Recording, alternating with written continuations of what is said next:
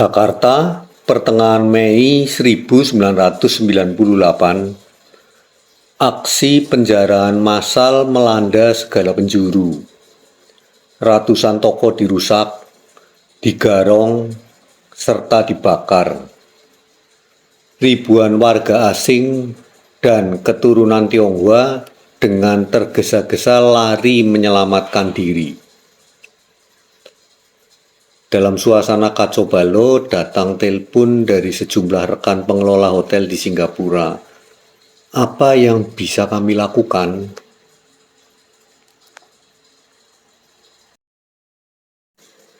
Antonius Teddy, 44 tahun, menjawab, "Oke, selama ini kalian telah memberi saya harga diskon untuk pesanan kamar. Kini berikan semuanya kepada mereka.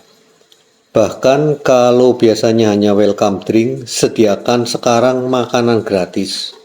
Sebab semua pengungsi sedang kelaparan." Mengenang situasi huru-hara peristiwa Mei, lelaki kelahiran Sukabumi, Jawa Barat yang biasa dipanggil Anton ini berkata, "Mendengar ribuan orang terdampar di bandara, saya segera ke Cengkareng membantu mengatur keberangkatan. Hari itu, SQ, perusahaan penerbangan Singapura, mengadakan 15 kali extra flight. Belum lagi penerbangan terjadwal dan pesawat charter.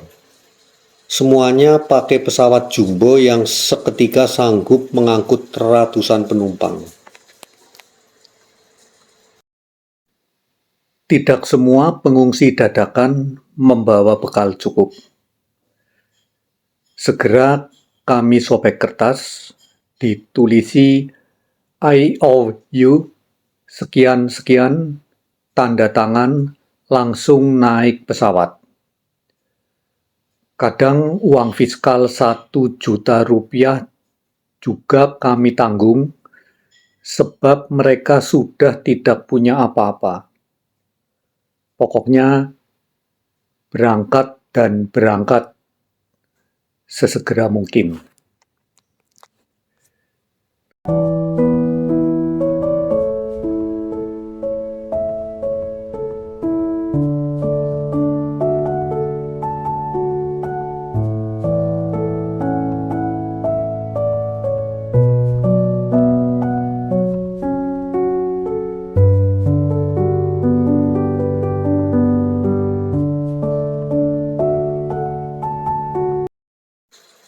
Apakah para pengutang dadakan akhirnya membayar?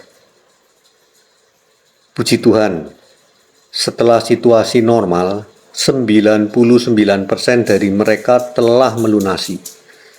Bahwa ada 1-2 orang sampai sekarang masih belum bayar, lumrah saja.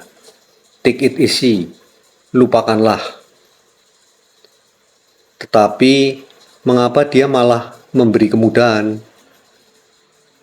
Dan justru tidak mau mengambil kesempatan dalam kesempitan, semisal menaikkan harga kamar ketika permintaan sedang melonjak hebat.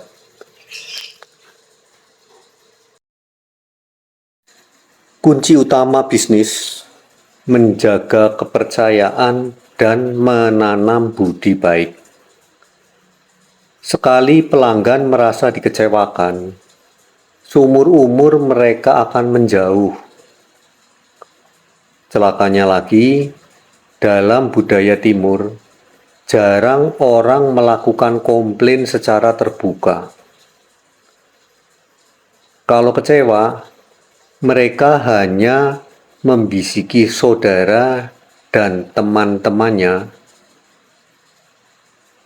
"Jangan deh pakai dia." Pokoknya jatuh vonis, kepercayaan melenyap, dan bisnis kita pasti bangkrut. Maka jangan curang dalam bisnis jasa dan harus peka dalam menyediakan pelayanan.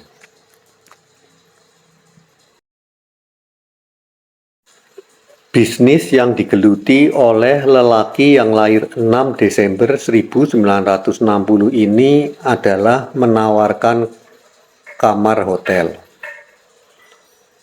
Anton memulainya tahun 1990 dengan membuka usaha di rumah pribadi di Sawah Besar, dibantu istri dan seorang adiknya. Beberapa bulan kemudian, saya bisa menyewa kios di Glodok, ukurannya 4 kali 4 meter.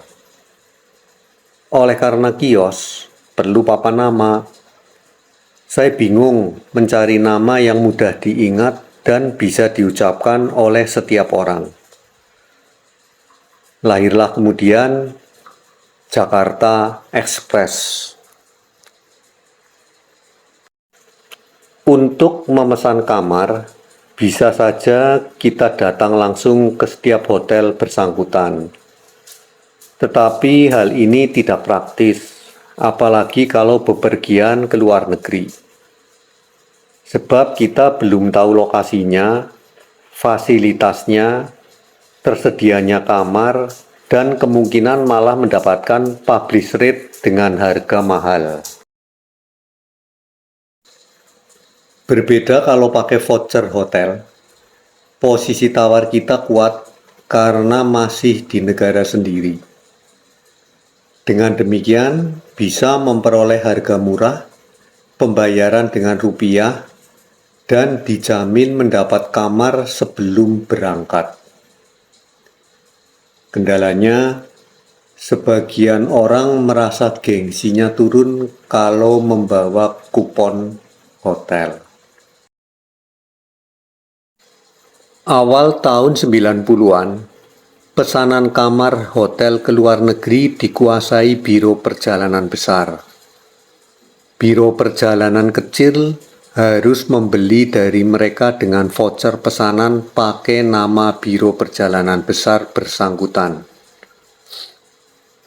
Saya mulai berkeliling ke agen-agen kecil, menawarkan voucher pakai nama mereka sendiri, dengan tambahan kalimat pembayaran dijamin Jakarta Express.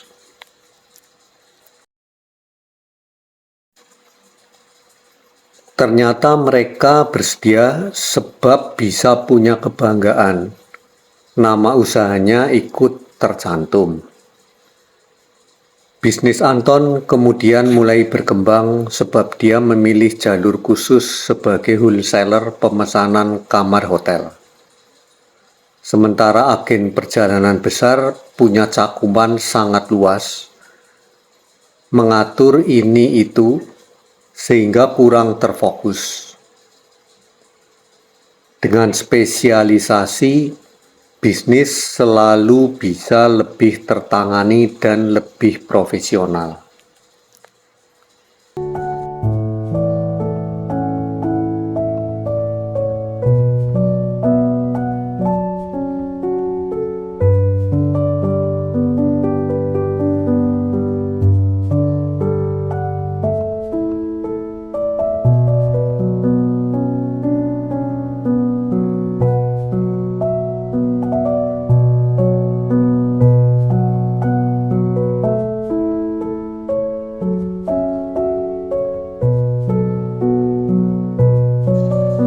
Secara berangsur-angsur, apalagi setelah akhirnya memperoleh kepercayaan dari para pengelola hotel di luar negeri, Anton mendapat jatah kuota ratusan kamar dengan harga diskon sampai 70%.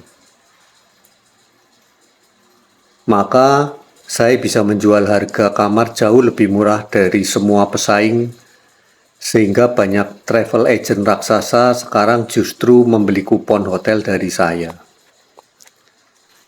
Tidak mengherankan kalau sekarang ini lebih kurang 80% pesanan kamar hotel di Singapura praktis dalam kekuasaan Anton.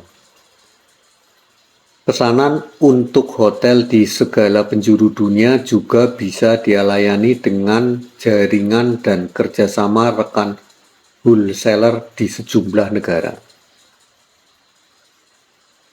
Mengamati tingkah laku wisatawan Indonesia, Anton mencatat sejumlah ciri khas. Mereka selalu mencari hotel dekat pusat perbelanjaan, harga murah, bentuk bangunan tinggi, dan selalu senang menginap di hotel tempat saudara, teman, atau tetangganya sudah biasa tinggal.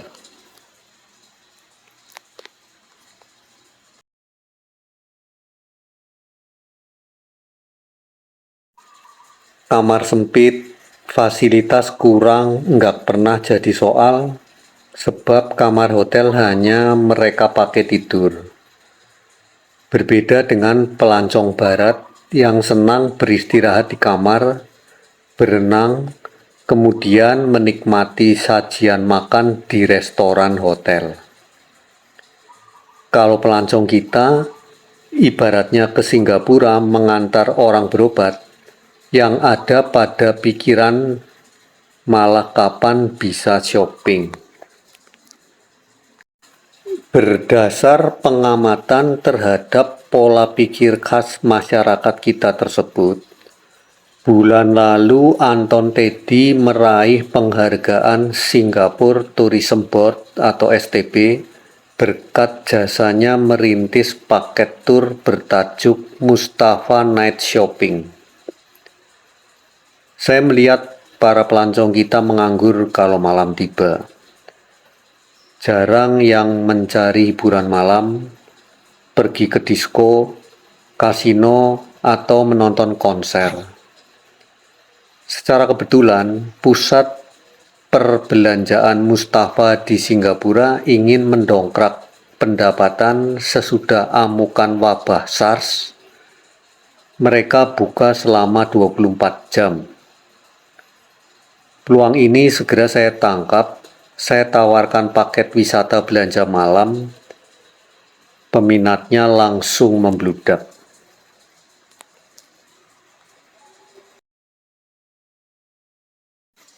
Jeli melihat peluang, jujur dalam bisnis, dan selalu berusaha untuk menciptakan pasar baru merupakan kunci sukses Anton Teddy. Minatnya mengatur perjalanan berawal sejak masih di kelas terakhir SD Battle Sukabumi.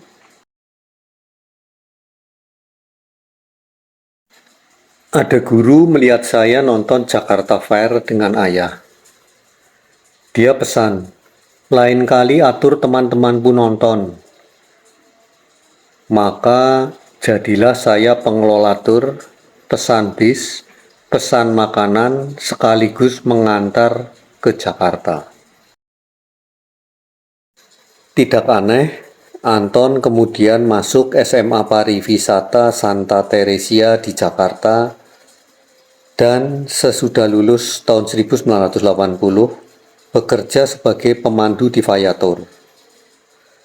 Sesudah 10 tahun ikut beberapa biro perjalanan besar, akhirnya dia menentukan langkah. Jadi tuan di kantor sendiri dengan memulai bisnis layanan pesanan kamar, baik untuk domestik maupun ke luar negeri.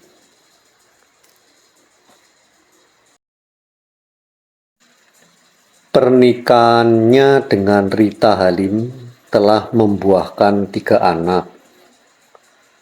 Kami ketemu dalam jumpa pelanggan Korean Air.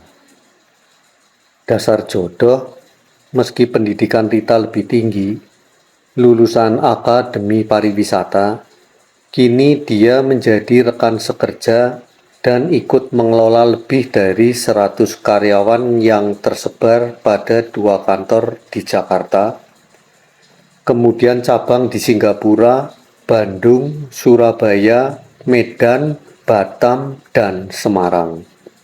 Tentu saja, Anton Teddy sekarang tidak mengelola bisnisnya dari kios di sudut Glodok Plaza. Kini dia mengaturnya dari sebuah bangunan 4 lantai milik sendiri.